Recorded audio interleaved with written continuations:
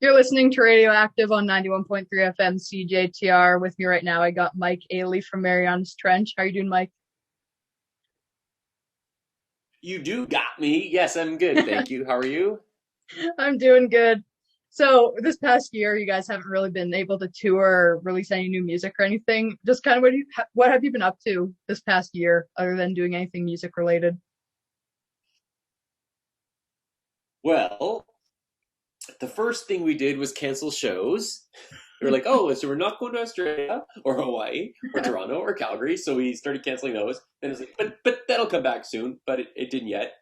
And that's okay. Um, the first thing I did was I had a new video game show up. And I'm like, okay, well, I'm going to play this. I got it and I saved it for a bit. I'm going to play this for a couple months.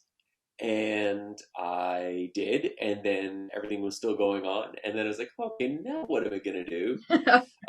We did a live stream concert, Right. which took a surprisingly large amount of work because we ended up playing a bunch of old songs, so you have to practice them on your own a lot to get them up to the level because we weren't practicing together until Yeah. the day before the show. We did like some actual technical rehearsals. And then also doing it like the live stream thing was a totally different setup. So there was a lot of information that had to be sorted out to make sure it sounded good and looked good. So that was actually a lot of work that kept me busy for a couple months. I did a Christmas song with my wife and put that out just to be festive and happy. When we had our Christmas tree up from August until because that's when you like do the Christmas song. The recording stuff is always earlier than you think. Yeah. Took that out in January, but then I was happy to take it down. And since like I've got a little studio set up here with guitars and stuff, and I've been doing some of my own music to keep my creative soul fulfilled, and very enjoying it. Actually, I've been recording a song at 604 just the last couple weeks, and starting a second song next week. Oh, nice. And going back to your guys' live stream show that you did, what did you find different about having to do this live stream compared to anything else that you would be doing on a live tour?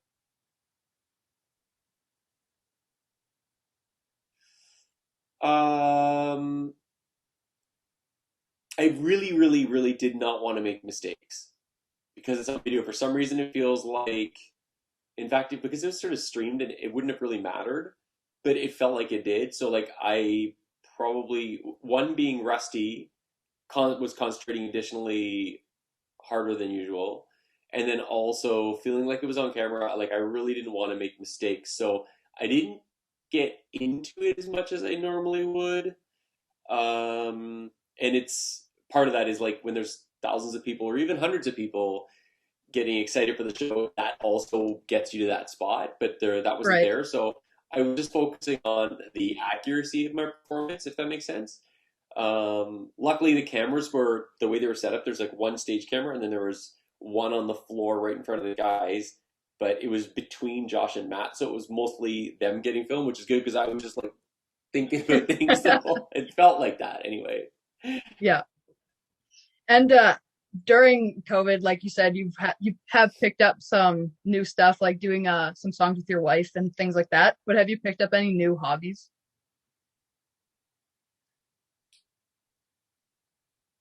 You know what? I've been hiking a lot. I live up in a fairly nature surrounded area, at the bottom of a mountain kind of thing. So I've been doing a lot of hiking because you can't really be around people. But this allows me to have time for my mind and my spirit and my body all at once. And I get to be out and around without worrying about the other factors and not having to wear a mask because you're sort of like in nature. And then with the music stuff, actually, having to learn how to record at home when it was always Josh that does the engineering and studio stuff in the past. So learning that was more like Andy is still more like a driving school, but like crashing into a wall over and over and over feeling. And then playing guitar and stuff on my own. That's like I guess it's like a hobby, but you can call it now. But like having to play acoustic and six string guitar instead of having Matt and Josh do that has actually been really cool. I love this acoustic guitar, which is at the big studio right now. but it's been like a new joy in my life. Hmm. And has the band been working on any songs or recording any songs lately? We haven't got together yet, but we should all be vaccinated, I guess, within the next little while, and hopefully at that point we can get together and start trying to record some new Marianas Trench stuff. I was Hmm. hoping we'd be further along by now, but it just hasn't really been um, a situation that's been I can't think of the right word, but suitable to accomplish those goals. Yeah. And for you guys, when you are writing new songs, what does the typical process look like when before you guys start writing, or I guess recording? Josh usually comes up with some ideas. When we're recording an album, let's sort of start from the beginning. He'll like have an idea or two, and it starts off slow, and it feels like the first song or two will take a couple of months to get done. Um, he'll like, here's the idea, and then like we start recording it and putting it down, and then start singing stuff, and then replacing like simpler, less specific performances with like as close to perfect as we can do, or as with more exploration of what could work in that spot that adds to the song. So the song is there, then we each at our parts, and then we like sometimes massage the song a bit to make it its best version. Sometimes it comes out in a very strong version to begin with. But then as you get further into the album, usually a couple of key tracks, um, I don't know, reveal themselves or are written, depending on how you like to look at it, that will really shape the album. So, like on Phantoms, that would have been Echoes of You was one of the really like determining ones that like, okay, we can really go for this theme. And then it helps you with decisions on a lot of the other songs too, right? And once you've got that framework established of the theme, it it's weird. It eliminates a lot of the things you're gonna do by giving you this frame, but it also puts other things in there that you could not normally use. So once the album is there, it's pretty cool. You can like the lyrics start to have a direction, and then like some of the production decisions have a direction. And then usually as it goes along the album, the songs just start coming faster and faster and faster because like you get momentum, and then like the muscles are flexed and working. You're sort of like in writing shape. Josh is. Um, and by the end, it's like, if only we had more time, we could do more. But like, there's always a deadline. Yeah, There's touring coming up or announcement of when it's coming out. And, if it's coming out March, it has to be done in January. right. And after the production of the album, you guys usually go on tour, but you're kind of missing that right now due to COVID. What do you kind of miss most about being on the road and touring? There are lots of things. Obviously, like the ones you would think of are definitely true, where you miss the energy from fans. Playing shows is very enjoyable. I mean, it's work also, but and seeing all these cities in different parts of the world is really cool. But I really miss the family like camaraderie we have with our crew and hanging Right. out on the bus. We play a show. We especially like you work hard all day building up a show. You bust your butt on stage, and then we all hang out for like there's an hour or two where people start like trickling off to bed on the bus. But it's really cool to just have that. It's a really it really does feel like a family, and we all have the same goal. So you're like a united. The direction is clear. It's very neat having that objective and achievement every day. Right. And has it been kind of nice though not being on the road, just being able to stay home for a while? Yes, Yeah. I've had a lot of quality time with my wife. We got married October 2019, right? We're 21 now. And we were supposed to go to Australia April or something. But we also got a new home right around that same time. So it was literally going to be moving into a new place and then the very next day taking a red eye flight to Sydney or whatever it was. Um, and luckily we got a new place. We moved out of the city into the suburbs where you can get, a little bigger home for same or even less money than you can in the city, which means we got a townhome with three times the space that we had before, which is a lifesaver when all of a sudden we're home all the time, can't go anywhere, and Emily's working from home. I'm trying to work from home, and the space has become fantastic. My son, when he's here, and he's here about half the time, he has like space in the lower level where he can like play video games or talk with his friends, and like nobody's stepping on each other's feet. So one, I was happy to be home because we have this new place that I wanted to like unpack and set up and make sure it was really, really nice for Emily when I was away. And then having not to go, I just really got to live it and enjoy it, and then explore the neighborhood, and then spend lots of time with her. And I guess it could be a real test. They say all the time for a lot of marriages, but we're like super tight as ever. It's great. Yeah. And not being on the road, like you said, is kind of nice, but you guys have been on so many tours. What kind of tour stories do you have? Do you have any good ones at all? Probably hundreds of them. It's hard to pick just one. I guess, people always like to hear about like struggles and failures. I think because one, it's funny to know what people have gone through, and two, it's a little reminder that when you're going through them, it's not just your experience. So, one of the very first tours we went on was a Western Canadian tour, and I think we actually did play Regina on that tour. So, like Grand Prairie, Edmonton, Calgary, Regina, Winnipeg. Medicine Hat was also in there. 6 shows with Theory of a Dead Man. And I remember we were like driving through this all over Greater Vancouver. Everybody's getting picked up in the van. We had a little GMC Safari, a U-Haul trailer. And we start Highway 1 East, number 1 East, and all of a sudden it starts snowing and snowing and snowing and snowing. And we get like past Hope or wherever it is, and you start going north to go up to Grand Prairie through the Jasper National Park, I think was sort of the route. And we're like an hour and 15 minutes into the drive, and the road is so bad that we actually jackknifed on the highway, like with our little trailer.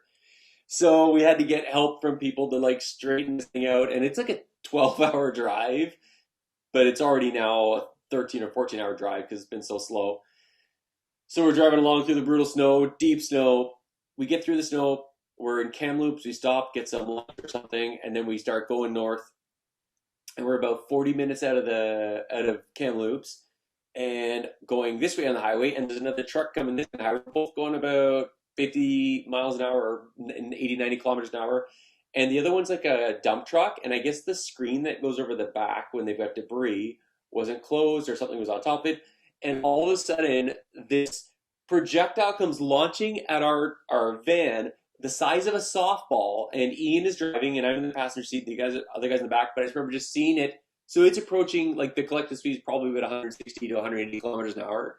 And you're just like, oh shit. Like, you don't know what's going to happen. It's going to come through and smash your head. Yeah. It didn't go through the windshield, but there was like little shatter everywhere. Ian was a boss and was just like, did not swerve because it was like a really narrow road. But we had to turn around and go all the way back to Kamloops. So we're there getting the windshield replaced for a couple hours. So now it's an even longer day. It started about 6 a.m. Carry on, get going again. We get into Jasper, and the road is covered in ice. And we see a guy who's wiped out off the side of the road. So we stop to see if he needs help. And he's like, oh, no, I got help coming, but thank you so much, blah, blah, blah, blah. We get back in the van. It won't go because it's so slippery. It's just spinning tires. So me and I don't know, it might have been Matt or something, get out of the van. We're like trying to push it and stuff and get it going. And this is now like 10 at night. It's pitch black. We're in the middle of a national park, no lights. And we start pushing the van. It starts to get a little traction really slowly. So it starts moving, and then like Matt runs in, and I push for a couple seconds longer, and then I start running, but then the van's picking up speed, and I'm falling behind, running in the mountains, minus 10 degrees, and I'm like, and I'm seeing, and all of a sudden the van's getting further. I don't know why they didn't stop earlier, but it's getting further, and all of a sudden I'm like, man, if any semi trucks like come around this thing, I'm fucking dead, right? So I'm like, oh my god, I can't run. I couldn't run any faster. It's uphill. I've got winter boots on. So they stopped, and we got back in, and I don't know, somehow just to get it going and get it, not using that technique, but my lungs were on fire. I thought I was gone for it. I was like, wow, they really don't need me, do they? So anyway, we get through this park finally at 15 to 20 kilometers an hour. It's about 2 or 3, no, probably 3 or 4 a.m. We pulled into the first little motel we see in Jasper because we were trying to make it to Edmonton the whole way. Didn't, or Grand Prairie, I should say. We pull into this little motel and we're like, do we just need a room for the night?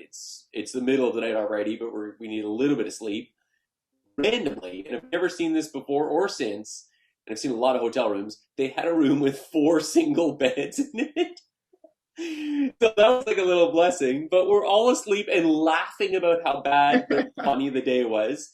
At 4 a.m. and 8 a.m. the alarm goes off, or 6 a.m. or whatever it was, and it like hurts, but I think the alarm goes off and you just start laughing again, like, wow, I'm so tired, this is fucking bullshit. Anyway, can I swear? Yeah, you're good. There you are. It was frozen for a second. So we look at the map and we're like, well, I think we can make it through this way. The road doesn't look super solid. So and then there was another one looked a little. The line was a little. This is paper map days, like 2006, right? Anyway, we find a shortcut. Shaves off. The driving was good actually. Shaved off a couple hours. It was one of the only times in the early years the promoter would provide hotel rooms for us. So we like checked in the hotel earlier. Everybody's gonna take a nap. 2 rooms, 2 double beds each, or a double bed each for every guy, you know what I mean? Everybody goes to the room, lays down, fire goes off in the hotel. So it was just like, it just never ended. But as it turned out, the first show was great. Everything worked out in the end. As you can see, we're here, we made it, but it sure was a test right off the top of what we're made of. Yeah, for sure. Wow. And coming off of like a story like that, how about just saying getting to a show and starting to meet fans and stuff? Do you have any good like favorite moments of meeting fans? A lot of times after the shows, we'll go out to a sort of common area, usually like the merch area. It seems to be a pretty safe spot for everybody, and take pictures and stuff like that. We don't do it as much in Canada anymore because the shows are pretty big and it's a lot of people. Yeah. We still usually do it in the States, but those US shows are like, a lot of them are over 1,000 people now too, which makes it a little tougher. But I still really like that, coming out and getting to face meet the people who are supporting us, see a little bit of who they are, things I might not understand or know about people. But it's also an opportunity to show gratitude for the support. So, like part of the touring thing that I miss is that. Although I wonder what things are going to be like in post-COVID world. Like, are people going to be more cautious about overlapping personal space? Yeah. And you guys in 2019, you went out for your Suspending Gravity tour. How did that tour end up going? Because you didn't end up actually finishing it, did you? We did everything but Australia. Yeah. So we did a run of Canada. Then we did a really big US tour. Then we did a smaller second US tour, and then a Europe tour. And then we did like about 3 or 4 shows in Ontario and a couple out east because we never made it there on the initial tour. And we were supposed to go to Australia, and that sort of would have been the end of it, because then it would have been pretty much a world tour, like a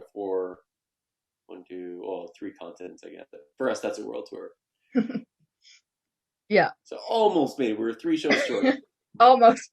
And what was it like? Those Australia ones, they keep getting pushed back. Yeah. And what was it like writing that Phantoms album? Kind of what was the process behind writing that album? It was fun. That was fun. I think, like, as I was saying earlier about the theme directing the music direction, that was probably the most distinct sound and theme we've ever had, and I think it allowed us to do a lot of really cool things. We were also trying to find ways to use our guitars and basses and still be a band, but sound a little bit more like radio. So there's a lot of interesting pedal work and searching for cool sounds that we could recreate live. Was it about the touring of the album cycle or recording? Just recording it. The question? Yeah. So and honestly, I mean, it was different. We realized, I feel like people have a slightly shorter attention span these days. So instead of doing a 60-minute album, we made one that was more like 40 minutes. Um, that being said, I think it's a really, really strong listen, and uh, like I think it might be the best we've done. I'm not saying it's the most commercially successful, but I feel like for a true that one and Ever After probably, but like a concise, real album experience are probably the best we've done at that. People will have their favorites. Masterpiece Theater was awesome in its own Hmm. ways, and Astoria really went for it. I think that's the best touring we've done as physically. Like we were really, really consistent on that album cycle. But The Killing Kind, that's what I was trying to think of. The Killing Kind, I think, is the best one of those themey, like epic songs, or whatever you want Yeah. to call it. I think it's by far the best we've ever done, and the whole album was worth it just for that song, in my Hmm. opinion. Yeah, and I feel like with all the albums that you guys release, that last song is always just it ties the whole album together with whatever story you're trying to tell within it. Yeah, that started in Masterpiece here, where Yeah. we Josh was like, I wonder if I could do that, thinking about like musicals, because that was sort of a musical-ish type of themed album, and then having that reprise at the end where everybody does their little bit, and like, what if we did that for the album? But then it's like an idea that's just sort of stuck with us because I mean, unintentionally, I guess you could call it a signature move. It's Hmm. also just really fun to do that. Yeah. Yeah. And off the Phantoms album, what's your favorite song that you guys recorded? The Killing Kind, if I have to pick one, and then for like this sort of singles or like maybe more traditional format is a better way of putting it. It's tough. I think Glimmer. It's funny, we put that song out and it didn't do anything at radio. We tried to do it in the summer, and then it was just an incredibly difficult time to service music. Summer's always tough, but like there's these mega stars putting out so many songs, there just weren't any spaces on the radio stations, playlists, and it was a real shame because I think that's probably the best sort of ballady song I feel like we've ever done. But I love that song. Don't Miss Me, I think is really good too. It's really Hmm. cool. I like that there's so many things there. If you listen really closely, a lot of a lot of it's like dum, dum, dum, dum. It's all like vocals, and there's some keys in there, but like there's a lot more vocals going on than you think, and it's pretty neat. Hmm. And out of this whole album, when you guys toured it, what was your favorite song to play live? Would it be The Killing Kind? Um, maybe. Maybe. I always felt pretty good getting there in the set because you know your ending is so you can just empty the gas tank. Well, that would more apply to Josh. I was always worried about his vocals because it's a really hard sing that song, and I'm like, oh my god, I hope he's got it because he Yeah. usually did, but every once in a while you're like, oh my god. So I like Echoes of You is a really fun way to start the show Yeah. because we would go away from Eleanor into that, and I thought that was really like to get the crowd going. So I think in the shows maybe it was that one. That's when I Mhm. get that first adrenaline hit, and I love that. Yeah. And you guys also announced that you'll be playing Download Festival in 2022. How excited are you to play this festival? Yeah, it's an interesting lineup. Yeah. There's a lot of really heavy bands on there, Yeah, when so I like looked at it, it I was still like, feels like oh, it's an odd. Yeah, we apparently there's a pop tent. okay. Like the whole festival, but there's a pop tent that's like about a 5,000 persons capacity or something like that. So that's what makes it make sense. But when you look at the whole lineup, like, oh, Marianas Trench and Megadeth, perfect. Even if we like some of the bands, it's still weird pairings. But you never know. Either way, it's really really cool to be included on like one of those big name international festivals, and we've had a lot of Canadian ones, but it's nice to see that happening outside of Canada as well. Right. And have you guys ever played that festival before? Or is this your first time going down there? No, and so we've been to the UK a lot, but we've never played any festivals there. Okay. And when you guys play festival shows, kind of what do you like most about it? Because it is quite different, I think, from playing just a regular show. Yeah, the stages are usually even bigger, even though the arena shows have big stages, but the festival ones are pretty cool. you get a different kind of crowd vibe, a little bit more of a mix. So like you can tell there's people who are like figuring it out, and there's people who came to see you. Um, Sometimes the crowds are enormous. The big shows we've ever played were like, there's the Queen City X you guys Yep. have, and then there's like the CNE in Toronto, and then there's like the Edmonton one, and some of those have been like up to 25,000 people, and we did Blues Fest in Ottawa, and we were headlining one stage, and then across the field Kanye West was headlining the other, and there were about 40,000 people, so they're all sort of doing back and forth. But when we were playing, everybody's looking this way, and I was like, "Holy shit, that's a lot of people!" It's okay. Right. Yeah, I remember you guys played, I think that would have been like 3 or 4 years ago. You played in Regina for Canada Day at the Wascana Park. And that was a bigger show too. Yeah, Yeah. That one was pretty yeah. fun. I always like to Yeah. make like shirts and stuff. I think that might have been like one of my Mike A shirts, or I do those. But EH. Yeah. Anyway, Yeah, that was a yeah, I good. like Canada Day shows. They're always a really big one in Mississauga once too, and we've done Yeah. it in Regina, and lots of his medicine hat on Canada Day once upon a time. And Yeah, it's and cool. Josh also has that he's got that canvas shaped guitar too, that maple leaf one. So that's pretty cool that he brought that out during that Yeah, show too. yeah, that's Okay. the pretty much the only time he gets played. He calls it the Patriot. Yeah. It just really pulls the whole show together, I think. It really does. Yeah. Okay, so I just got one more question for you. Kind of what's next for you guys as a band? You got new music coming out pretty soon, or kind of what's your next moves? Well, we got to get some new music done. We're all very excited to be able to make it, put it out, and get back on the road, um, and see the world again. We get to the Australia shows that we were supposed to play, but do like more Canadian and U.S. touring, and hopefully Europe again. And just hopefully make another great album, explore a new direction again, and give people something that they don't expect, but totally expect. You know what Right. I mean? Yeah. That's the best thing Cool. about our fans. They're always open up and game for it. They're like, what's it going to be this time? And they Yeah. give it a chance. Always. Yeah. Cool. Yeah, I can't wait to hear some new stuff from you guys. I really enjoy everything else that you guys have put out so far. So super excited to see what you guys got coming out next. Thank you very much. Nice. Yeah, Thank- us too. Yeah. uh, Thanks for doing an interview today, Mike. It's my pleasure. You have a great day. Keep smart and spaciously distanced, and we'll all be back to normal sooner than later, I hope.